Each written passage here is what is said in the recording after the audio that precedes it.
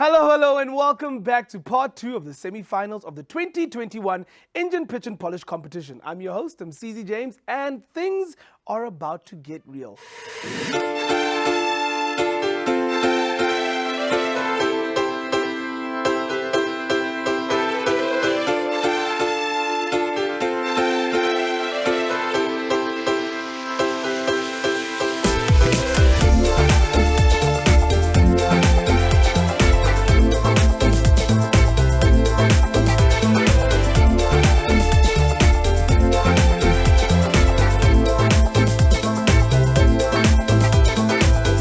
That's right, ladies and gentlemen, tonight we'll be finding out which 2 contestants will make it through to our final round and who will be going home. And plus, you'll definitely want to stick around until the end of the episode because we're giving away an incredible viewer prize and we'll also be meeting our wildcard contestant. Before we jump into the pitches, I'd like to remind you that none of this would be possible without the generous support of our wonderful sponsors. So, it's a huge thank you to Engen Petroleum, our title sponsor, to Nedbank, our gold sponsor, to Raise Corp, the program organizer, to our venue sponsor, the Business Exchange. Before we catch up with tonight's 2 contestants, here's a reminder of who's judging their pitches. Once again, Bongi Webako is representing Engen Petroleum. From Nedbank, we welcome back Monique China. And of course, from Raise Corp, the one and only Alon Raise. First though, it's time to catch up with Omar from Plus Fab. I chatted to her a bit earlier on about her kids' test experience and how she's feeling heading into tonight's pitch. Always such a pleasure seeing you. And always looking glorious, eh? Listen, I know this morning was a bit of a shock for everyone. I was never ready. When you took off your mask, you were never ready, eh? I was never ready. They blindfolded us, and then I'm expecting to see. So I'm walking in, and I mean, you have to be helped because you're blindfolded. Yeah. And then Alan is saying hi on the other side. Yeah, like, to but your side. You're supposed to be this way, you know? And he's like, I'm here. I'm like, where? That you can take off your mask, your blindfold, and then 3 adorable judges. But my God. Yeah, but here's my question. I mean, complete surprise from your normal judges. Was that better? Was it a pleasant surprise, or were you even more scared now having to pitch your business to children?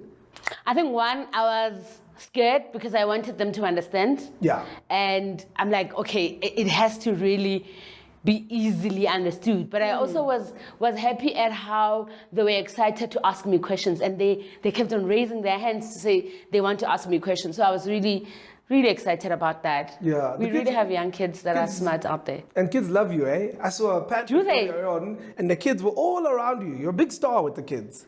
Whatever. Now, Mrs. Stop! you're a big celebrity with the children, eh? You are not good for my nerves. Talk about your nerves. You're about to go into the adult pitch now, eh? Is it getting easier or harder for you as the rounds Harder. progress? Harder. I mean, you see, this competition is that the biggest thing about the nerves is that half of us every time gets to be eliminated. Not even one, no, half of us. So we were 16 and then half of us needed to go. We were 8, half of us needed to go. And today we're 4, only 2 will go on. Absolutely. So it's the knife they use. It cuts big chunk. I'm really like, yo. I can imagine you must be quite nervous. I mean, but you must be so proud of yourself for even making it to the semi-final. Yes, there were only 16 that started here, but can you imagine how many entries there were? You know, for you to be in the top 4 is already such a great achievement. But you know what? Almost doesn't count. Almost doesn't count. Almost doesn't count. But you're correct. I am really very proud of myself. I'm really grateful for all the learnings because I think one of the things that I take away with so much gratitude is all that I've learned and all that I am going to be able to implement in my business, if not already implemented them. So I'm really grateful for that. I love that. Well, I'm sure you're going to kill it. You always do. You always say you're nervous and you go out there and you absolutely kill it. So here's to you and all the best. Husa, thank you. Best of luck, Omar. How stunning is that dress, Omar? Green for Nedbank. I see you. Omar, You know this is the semi-final, and we are deciding today whether you make it through to the final or not. Yeah. You know that. Omar, are you ready to pitch? I think so. 5, 4, 3, 2, 1. Pitch and polish. My name is Omar. I own a fashion brand for fully figured women called Plus Fab. Started 10 years ago from the boot of my car, the garage of my apartment, and now a self-funded, fully fledged factory in Pretoria. Our customer is confident and she's looking for clothes that not only fit, but is trendy and fashionable. We design and manufacture ready-to-wear collection, which is what I'm wearing, swimwear collection, exclusive custom-made collection, and bridal collection. We launched this in celebration of our 10 years in business. Our current business model is business to customer with 2 revenue streams, which is retail available in KZN, Gauteng, and the Western Cape. We also work on online and WhatsApp for the rest of the country. The good news is we just signed up with MobiCred to attract clients who want to buy our clothes on credit. MobiCred will take all the repayment risks and pay us in full. This will help us to onboard more clients and increase our customer loyalty.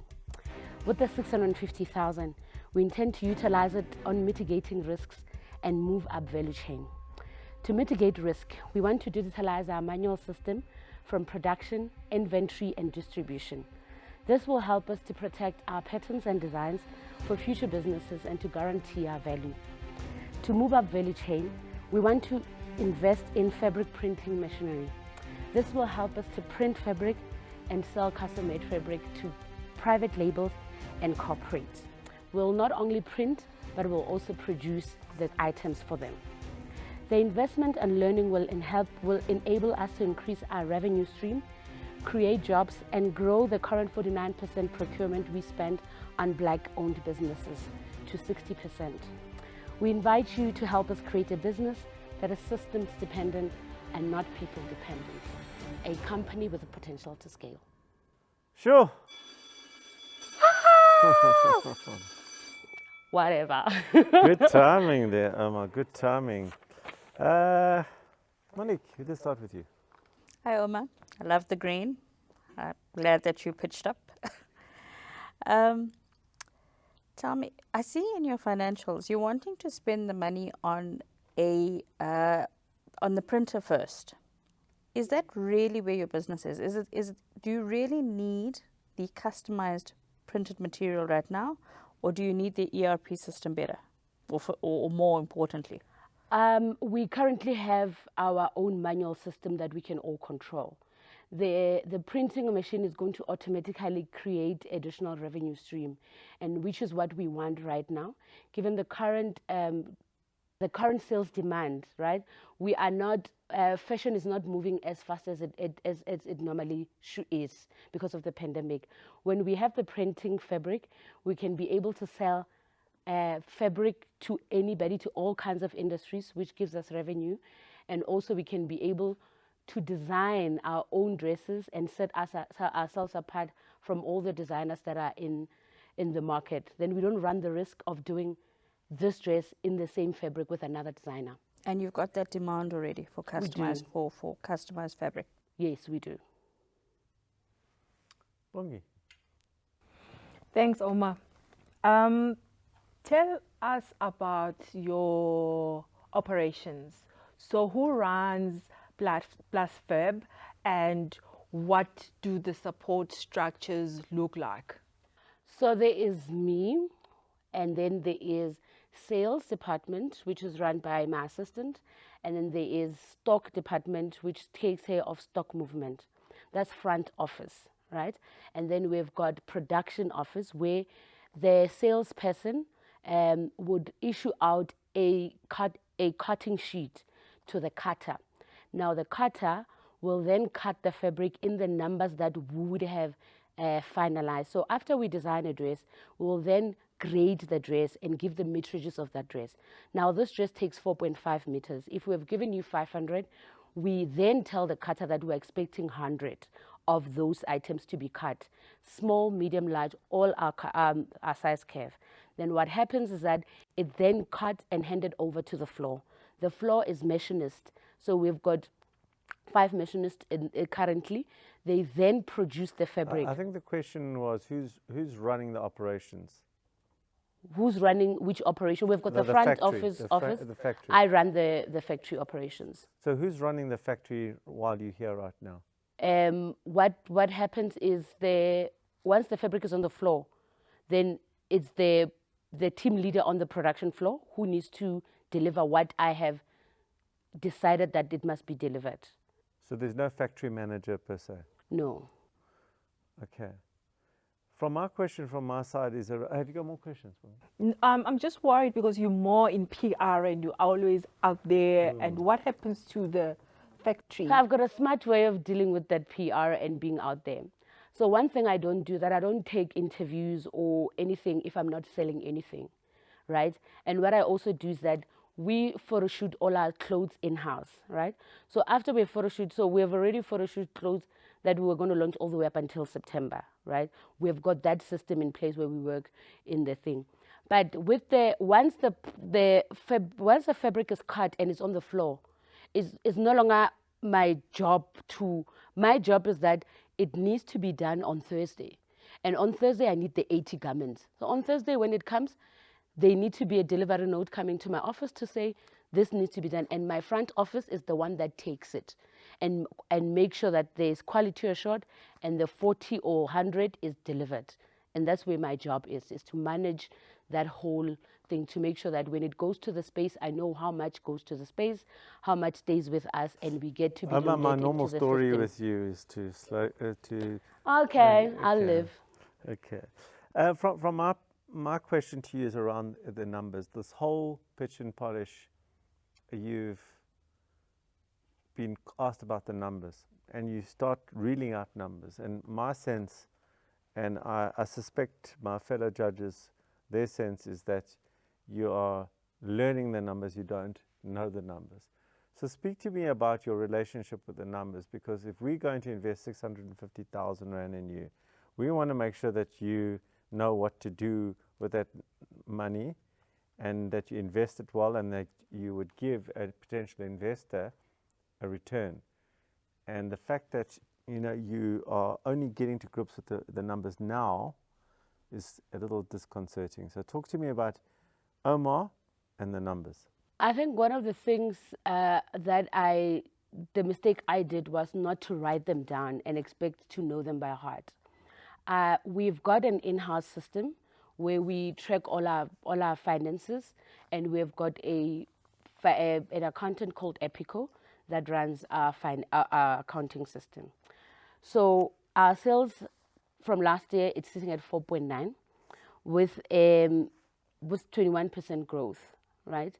And why we want this money is that we want to be able to grow our turnover to 5.9, and that is going to be achieved because we have introduced now people who are going to buy our clothes, buy it now and pay it later, but we'll get the money. So we're attracting more people. And also we are now wanting to be a business to business, so we're going to make more money there. We understand. Omar, you're not answering my question. I want to know about not what the numbers are. I want to know the relationship between Omar and the numbers. That's what is your relationship? I understand sales. I understand minus cost of sale. Minus cost of sale is what we put in to make the actual dress. And I understand that minus that, it costs to gross profit. After gross profit, we need to then minus the SARS and their overheads, and we minus that, and it gives us our net profit. So I understand that kind of thing, and I make it a habit to look into it every month, and also go further to make sure that all what my accountant has allocated is correct and we can account for. Thank you, Omar. We are looking forward to seeing you in the elimination. Thank you. You may leave. The judges expressed some doubt around Omar's business priorities and what she's focusing on. There was also some concern about how well she actually knows and understands her numbers. Let's find out how confident she's feeling after her pitch. Omar, I can see a lot of emotion in your eyes and your reaction after the pitch. How are you feeling? I don't know. Which part is it that's getting you emotional, the questions or your actual pitch? Because your pitch itself seemed to go quite well. I don't know. I mean, I saw my guides, and I always wonder if I've made him proud. So, yeah, man, it's getting to be a lot now. Yeah, it is quite a challenging thing. I mean, you're not alone as far as the feelings that you have right now. Which part of the process is it that you're not enjoying? I think you ask questions, and it's as if you don't know your business, right? And you know it. You work on it every day, and you wonder if your answers were good enough. You wonder whether you're good enough, and you wonder if you're making it. Like I said, the cutting is it's such a big cut every time. It's like half of people need to go, and you wonder if you're gonna go now or you're gonna go. You're always like in the edge, and you wonder if you've given it your all, you've given it enough. And you're absolutely right. You do know what you're doing. You've been doing this for 10 years. So I mean, don't take that as a personal thing when they ask these sort of questions. Obviously, because your business has been thriving for the last 10 years. But it is a competition at the end of the day. It does get harder the closer you get to the finish line. It does. But you've got to hang in there, I guess.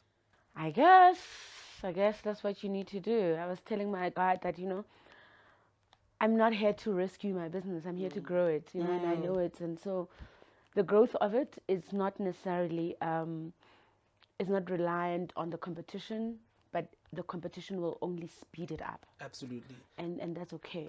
Absolutely. I mean, even if you don't walk away with a big prize at the end of the day, you've still learned some very valuable lessons from your guide, in fact.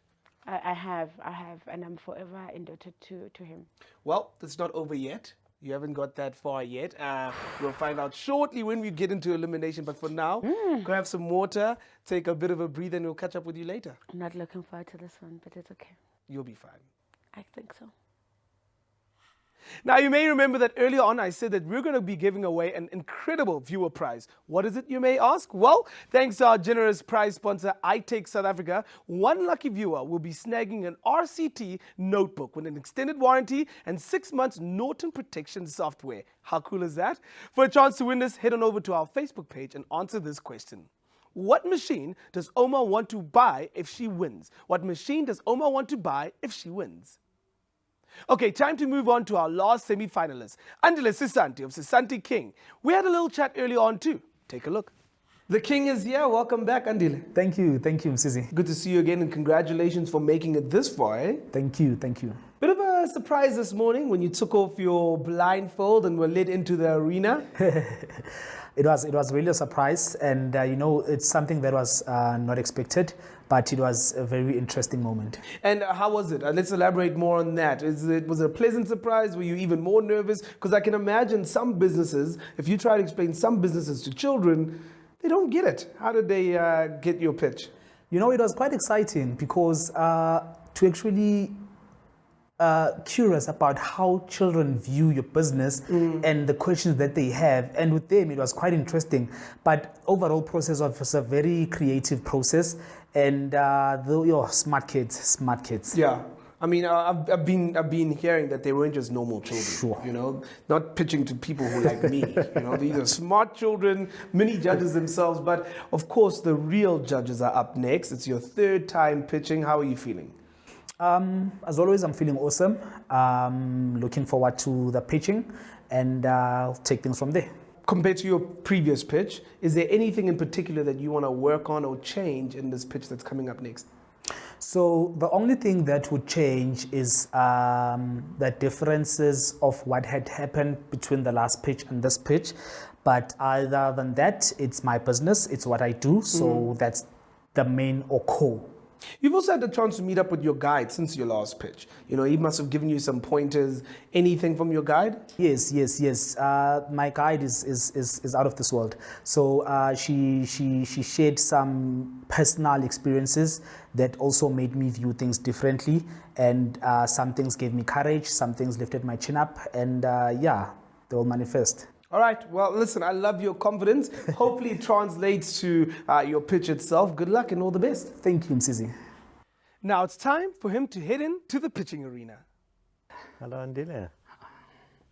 Andile, this is the semi-final. Yes, 100%. Will you make it through to the final? Will you not? All depends on this pitch. Okay. How are you feeling? Feeling awesome. Looking forward to the pitch. Andile, 5, 4, 3, 2, 1, pitch and polish. South Africa is in a health crisis. It is backed by research conducted by Stats South Africa, reporting that there are top 5 killer diseases in South Africa. 1 being TB, 2 being diabetes, 3 being cardiovascular disease, 4 being HIV and AIDS, and 5 being hypertension, high blood pressure. Now, this shows that lifestyle diseases are cause of most death that we experience in South Africa. My name is Andile Sasanti, Executive Growth Entrepreneur at Sasanti King. We are a team of young 3 individuals in Soweto, manufacturing vegetable drinking yogurts with flavors ranging from moringa, beetroot, and carrot.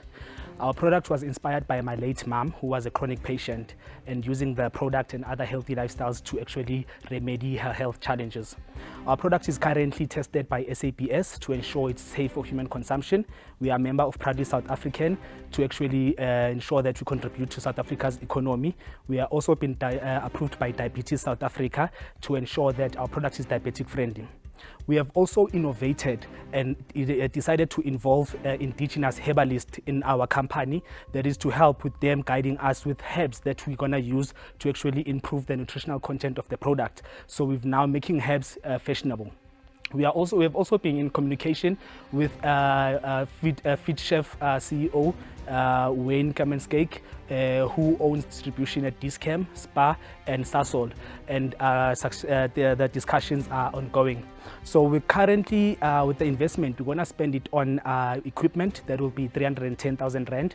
That will also be certification for 210,000 Rand and premises for 130,000 Rand. This will actually help us scale from the 1,200 units that we produce per month to a target of now 10,000 units that we've actually established, and this will give us a revenue of 270,000 Rand, net profit of 50,000 Rand. I thank you, judges. Thank you, Andile. Thank you very much. Okay, Bongi, seeing as that Andile was only talking to you, did you see that again? Yeah. Shame, Andile. Okay. Questions from you? Thanks, Andile. Thanks. It was difficult to tell from your financials how your cash flow is or has been in the past. Do you want to take us through that, or just elaborate more on your financials figures that were not necessarily covered? Thank you, Bongi. I'll take you through that. So basically, we were operating informally, that is selling our yogurts door to door, taxi ranks, and in the local in Soweto and Joburg CBD. So what had happened is that time we were actually making 10,000 Rand a month, basically from selling door to door.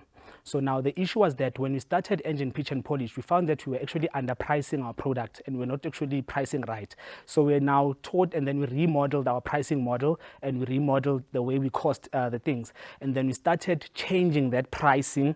And then now what we did is that when we approached these companies that actually offered us these letters of intent, we approached them on a new pricing model that allowed us to have a markup and their resellers markup. So now, because now this is something that they've agreed to, these numbers that we are now presenting are numbers that will allow us to make profit, and these are numbers that will allow us to actually make even this 1 million in the next 1 year, or in the next 2 months, I mean to say. Are you okay that we ask Monique to ask a question? Yes, She's yes. over here. That's me. I'm from Nedbank, the Executive Growth Entrepreneur. I like your title. Just to add on to Bongi's question, we don't see any cash coming into your bank account. Sure. Why is that? So what happened is that as a business, we were also in a way affected by the recent lootings that took place. And as much as a lot of things had happened, we faced challenges. However, we had also stopped to now start on knocking on doors with this new current model that we actually wanted to present to these guys. So because the previous model that we were using was really not serving us, because it was actually going to drain us going forward. So that's where now we're saying that when we receive the investment, we're going to start on this new current model that will actually allow us to be cash flow and revenue positive. Okay, so I do see that a lot of the monies that you will receive, you want to spend it on machinery and equipment. One of the things that I picked up was that you want to get a container for storage. You say that you are expecting to increase your delivery by 60,000 units. Is the container going to contain a refrigeration unit? So the container, what's nice about the container is that the container will allow us to manufacture from that container, and then it will also allow us to actually store the yogurts. So as we increase production, it will also allow us to add another 12-meter container that will actually join the one that we have, and it will also allow us to install a refrigerator on that maybe 12-meter container. So it's a nice customized structure that you can always build as you also increase capacity. So it's very smart, it's very efficient. And where do you put this? In your backyard, or where are you putting it? So currently we've requested space at the Soweto Empowerment Zone. So it's a big space that is owned by Johannesburg Property Council. So they've actually agreed because they're also assisting SMMEs, but they don't have infrastructure, so we provide our own infrastructure. In your presentation, which we asked all the contestants to provide us before this, you speak about your update on your progress on that page. You remember that page? Correct. You speak about 3 potential clients: Big Mercs, and then Hiteka Kitchen and Kickstart Foundation. Right. So could you take us through? You said here 600 units per month for Big Mercs. I don't know who that is. Hiteka Kitchen, requesting 1,000 yogurt drinks per month. And then why would Kickstart Foundation require 1,000 yogurts per month? So okay, let me start. To answer your last question, so Kickstart Foundation is a foundation that allows students to, it's a learning academy basically. So they actually get funds from corporates to actually sponsor their learning and technology IT courses. So what they did is that they wanted these yogurts for their students, that is 5 days a week. And then with Hiteka Kitchen, it's a catering company servicing schools in Kempton Park. So it's a catering company servicing tuck shop schools, and they are strictly focused on health. And then Big Mac, it's actually a motor or automobile company that wanted to serve their customers as they actually services their cars and all. They are based in CDBing. And then currently, as we spoke with the CEO of FitChef, they have a distribution more in Dis-Chem and all.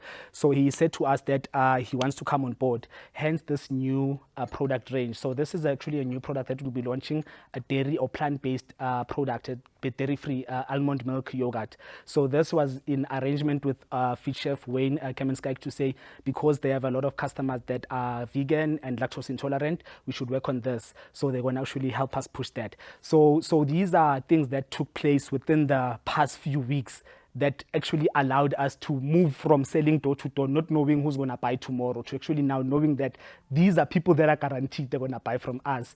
And this for us, it's actually a biggest milestone. Andile, that's all we got time for. We will see you in the elimination. Good luck. Thank you, judges. See you just now. The judges seem concerned about Andile's proposed use of the prize money to purchase containers. There was also a difficult question around his cash flow. Has he done enough, though, tonight? Let's find out how he's feeling. My brother, 3rd pitch done and dusted. How are you feeling? I'm feeling awesome. Okay. Never shish, but I'm awesome. All right. I like that the confidence has stayed throughout, from the beginning in the pitch and now afterwards you're feeling the same, eh? Sure. I mean, a lot of great developments. Congratulations on some of the letters of intent that your business has received and the great developments there. Thank you. With that, did that inform the way your pitch changed from the 2nd pitch to now? Yes, it did, because remember that each and every time there's something new in the business, it affects the previous, because now there's a new development. So at the same time, as I'm looking forward to the next round, I'm also looking forward, I'm busy on the road, on the streets, and doing things that will actually take me to the next level. So yeah. I can see the confidence also comes from those letters of intent, and this interest in your business. Hey, just 0 to 100 real quick. Yeah. How are you feeling about the judges' questions?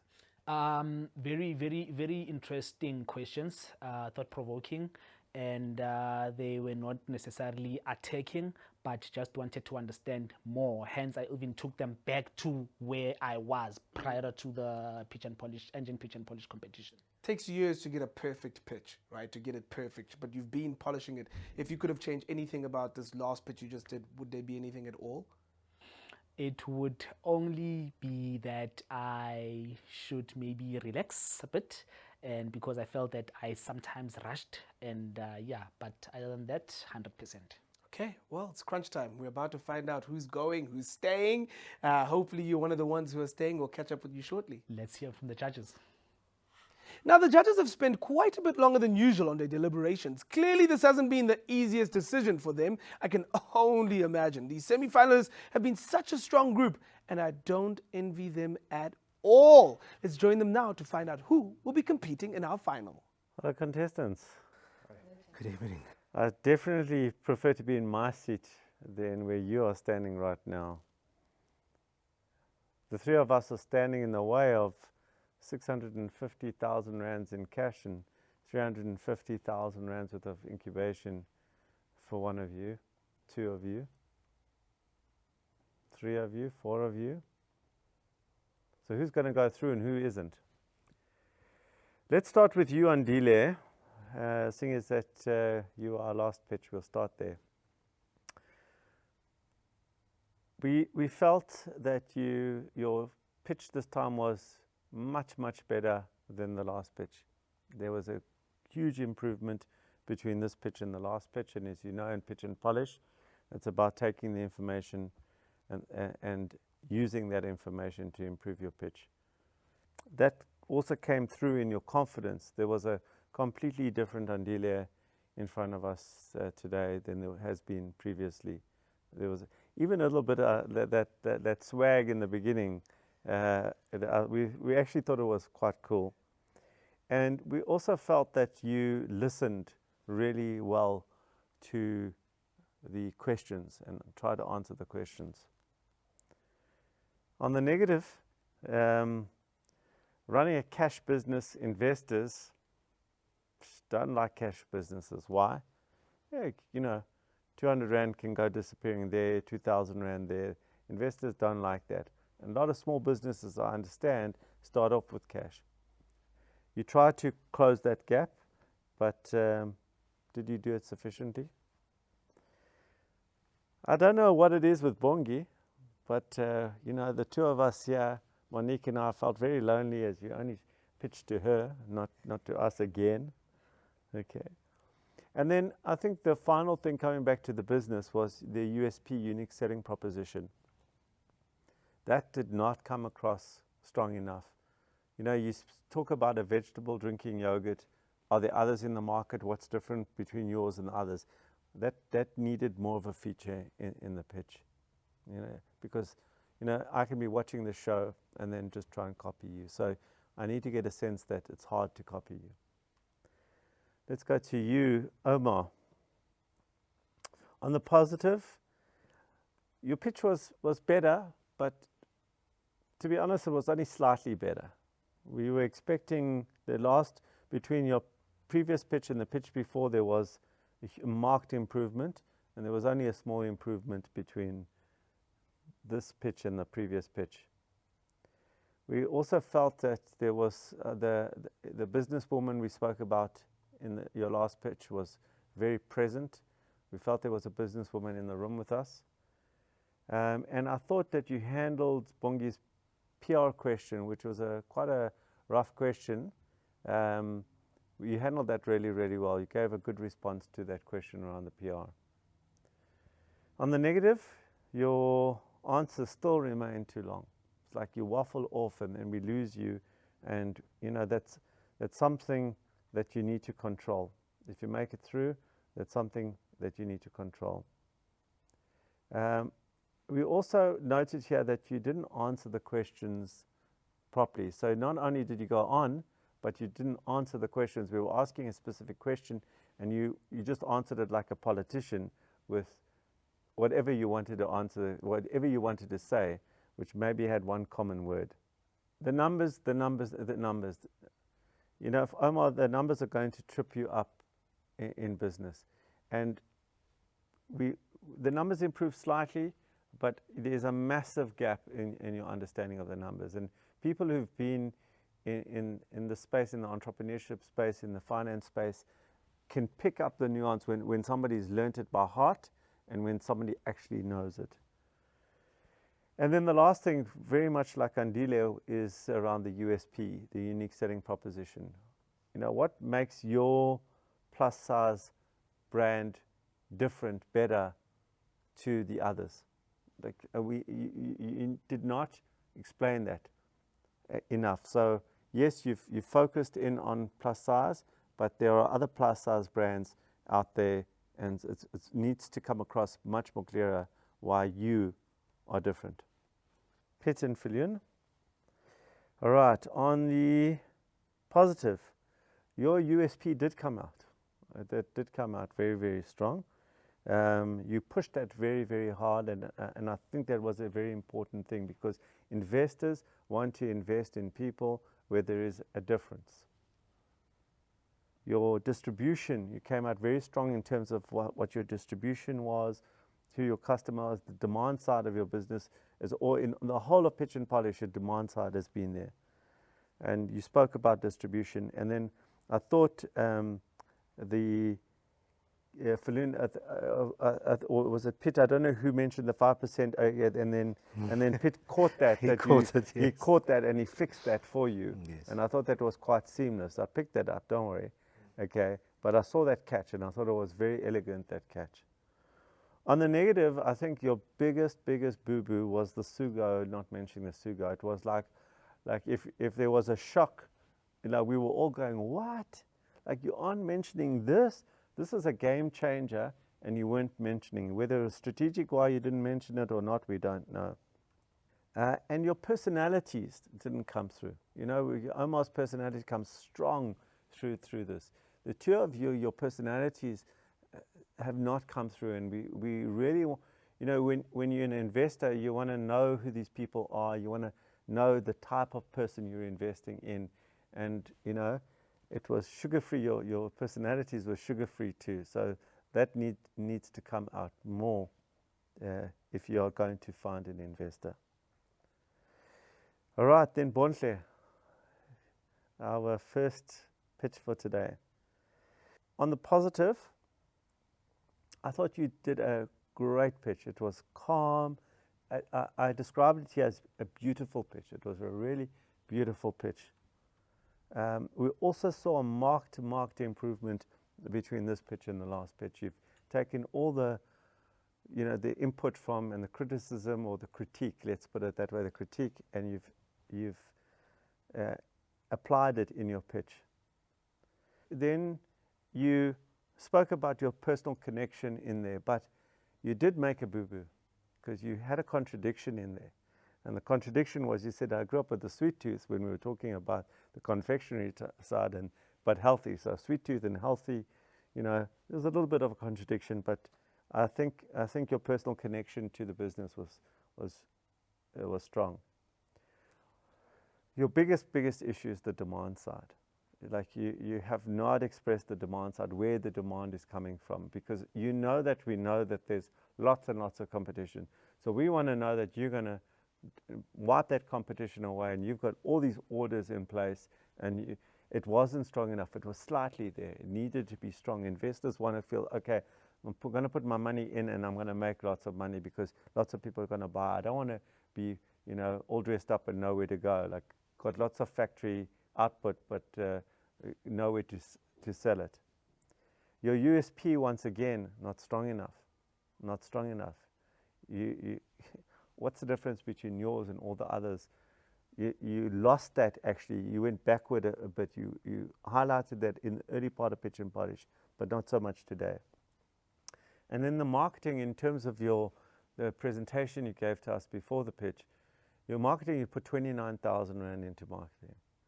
If you want demand side, 29,000 Rand out of 650,000 Rand cash is the wrong ratio.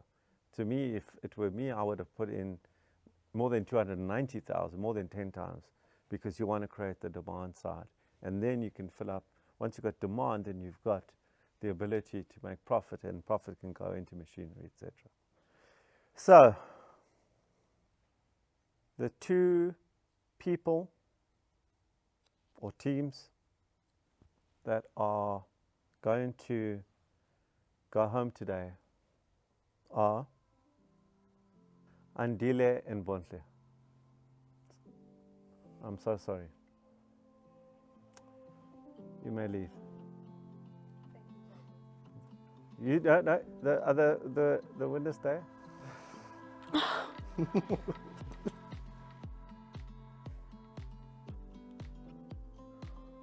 To me, both of you got through based on the momentum of your previous pitches and where you are. You were quite far ahead of the others, but they caught up quite a bit. If this was a horse race, they had gained. You had your speed of moving forward was not there. Omar, you ran forward. Last time you had a big jump, and it was a small jump. Same with you, it was a small jump.